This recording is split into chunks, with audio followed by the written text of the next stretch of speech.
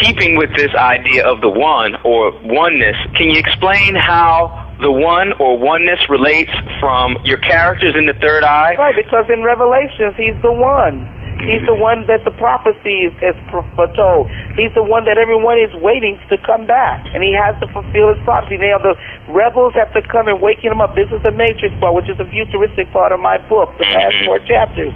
They have to come and waken him to his purpose. He doesn't know yet. He has been put to sleep, so he can't deal with things until it's time for him to evolve. When he evolves, then he can deal with the situation. So the rebels, all in their beautiful testament, have to come and waken him to his purpose. Some of them have to die as a testament in their faith that he's the one. This has always been going on through biblical time and through the end times. They are always the faithful ones. Some of them are going to be sacrificed because they have to keep their faith. They have to, they have to believe as a testament to show their faith. And so they come and they waken him to his purpose. They help him to get to where he needs to be. We can achieve what should be. And the reason why those other 2 movies fell off, Reloaded and Revolution, because they did not follow true to the concept and the truth of God, Revelation. Now that stands to make sense. And I have to add this, I find it so interesting in listening to you talk and reflecting on many of the books that I've read about quote-unquote formal slavery and how it was common practice for every time a male child was born or every time a new child was born, a common question that was asked was, are you the one?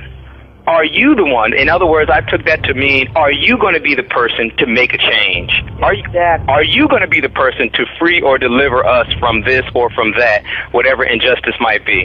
So I find that to be such an interesting connection in your work as well. Now, let me move forward a little bit here because I've got so many questions that I want to ask you. There's just so much to do here. Why not the number 7? I've always found that the number 7 to be a sacred number in terms of biblical things and things like that. And the number 7 is the number of completion. It's like when God rested, because it's 6 days to create, 7 days a day of rest. That's why we always have a day of rest. That's why we call it Sabbath, a day of rest. It's just a day of quietness. It's a day that you need to talk to God or be still or be quiet so he can talk to you. Because you're active for 6 days. It's like a little worker bee. You're going around, you're doing things, you're communicating and stuff like that. Well, when you're busy and moving like that, God cannot speak to you when you cannot hear him because you're already involved in your own motion. So that one day God tells you is very important. He said the Sabbath, and we're not talking about Sunday. We're talking about the Sabbath that he's speaking about biblically.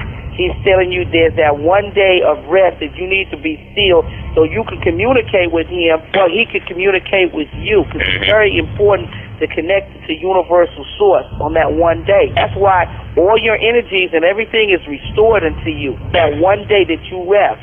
And that's what he's talking about. I've just learned something, and that also makes me think of the Bible verse. I don't know where it's located, but it goes something to the effect of, be still and know that I am God. That is what you make me think about in talking about rest and being able to tap into this energy that's supposed to be giving us some sort of guidance. Exactly, and it will give you the guidance because you need to tap into the source because we're created in the image of God. That means that our spiritual connection and who we are that's connected to God has to follow these universal laws of God.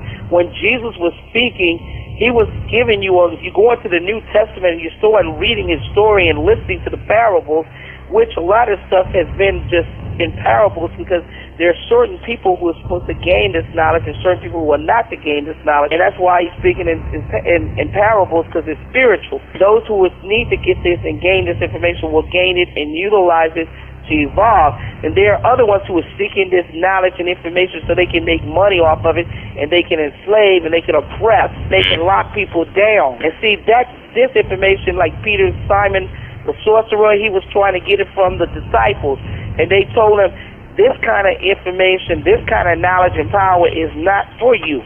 This is to help, and is to heal, and is not to be a detriment to people. A lot of the people on earth has used this great magic and great things to oppress and hinder and harm people. Definitely. Which is the flip side of living. Evil. It's evil. It's backwards.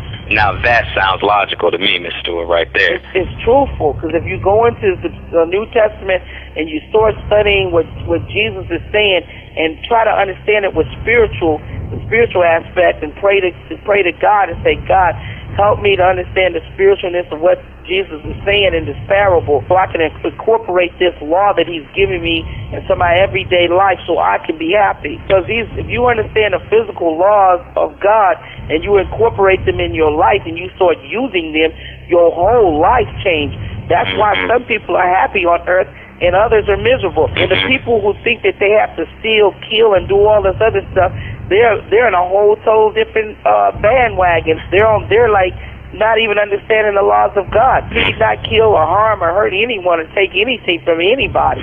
And then as far as the 10 Commandments, there's no such thing as 10 Commandments. It's the law of the one. All the 9 numbers flow back into the one. Let me give it to you. Let me break it down. Okay. 1 through 9. And when you had math, there is only 9 real numbers in the universe. Okay. That's right. When you get to 10, it's repeating itself because 1 plus 0 is equal to 1. 11, 1 plus 1 is 2. 12, 1 plus 2 is 3. 13, 1 plus 3 is 4. You start repeating itself and going back to the 9 again. And then look, the 1 is the alpha. The 0 is the omega. So the alpha and the omega is 1 plus 0 goes back to the 1. Meaning the rebirth, meaning that there's no end. It just begins again. Meaning it's the circle of life, which is the infinity. Look, God's number is 888. The backwards of that is 666. Let me break it down. 666